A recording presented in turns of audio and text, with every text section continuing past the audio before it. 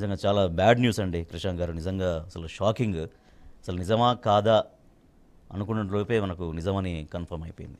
చాలా దారుణం నిజంగా.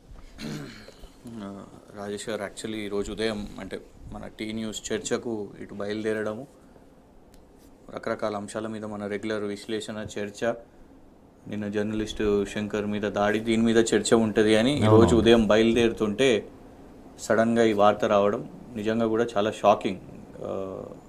యువ నాయకురాలు, యువ ఎమ్మెల్యే, మరీ ముఖ్యంగా ఏంటంటే గత సంవత్సరమే, ఇన్ఫ్యాక్ట్ మొన్న 5 రోజుల క్రితమే పూజ్యులు స్వర్గీయులు సాయన్న గారి సంవత్సరికం చేసుకోవడం జరిగింది. అదే ఇంట్లో మరో విషాదం.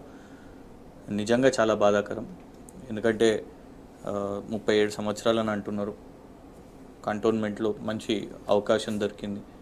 అట్లాంటి సమయంలో ఈ యాక్సిడెంట్, ఇన్ఫ్యాక్ట్ మొన్న కూడా యాక్సిడెంట్ జరగడం, కేటీఆర్ గారు కూడా వెళ్ళి పరామర్శించడం, నల్గొండ సభ అప్పుడు మళ్ళీ తర్వాత ఇలాంటి దుర్ఘటన జరగడం నిజంగా కూడా పాపం ఆ కుటుంబంలో ఎట్లుంటుంది అనేది నిజంగా బాధేస్తున్నది. ఎందుకంటే తండ్రి చనిపోయిన తర్వాత ఒక పెద్ద దిక్కుగా తను నిలబడ్డారు, బాధ్యత తీసుకున్నారు.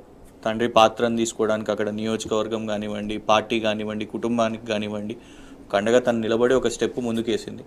ఇలాంటి సమయంలో ఇలాంటి దుర్ఘటన జరగడం నిజంగా కూడా చాలా బాధాకరం.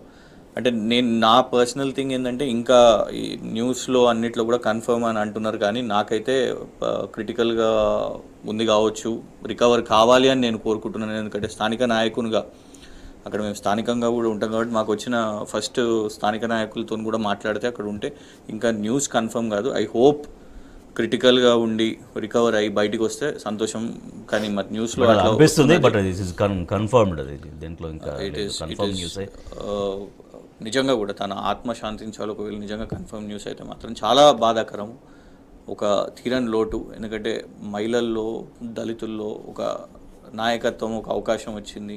అది కూడా హైదరాబాద్ నగరంలో, కంటోన్మెంట్ లాంటి నియోజకవర్గంలో వాళ్ళ తండ్రి లెగసీని, ఎందుకంటే దాదాపు 5 సార్లు ఎమ్మెల్యే సాయన్న గారు, ఆ లెగసీని తను కంటిన్యూ చేస్తుందని కూడా అందరం భావించడం జరిగింది.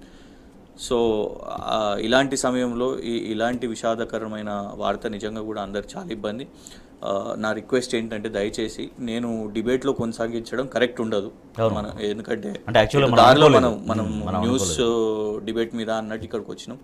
ఎందుకంటే మా స్థానిక నాయకురాలు కాబట్టి నేను కూడా అటు ఎక్కడైతే హాస్పిటల్కి అక్కడికి వెళ్ళడానికి మీ పర్మిషన్ రిక్వెస్ట్ చేస్తున్నాను. ఎందుకంటే ఇంకా ప్రొలాంగ్ మనం ఇవాళ నేను ఒకవేళ పాలిటిక్స్ డిబేట్ కంటిన్యూ చేస్తే బాగుండదు. ఓకే, డెఫినెట్గా ప్లీజ్ మీరు